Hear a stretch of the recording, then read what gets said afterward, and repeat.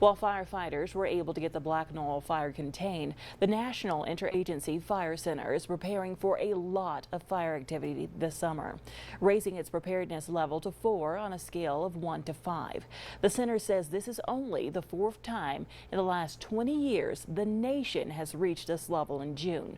Right now, more than 8,700 wildland firefighters are battling 47 large fires that have consumed more than 800 square miles. In an effort to help prevent human-caused wildfires, Blaine County announced today it is banning fireworks and exploding targets in unincorporated areas of the county.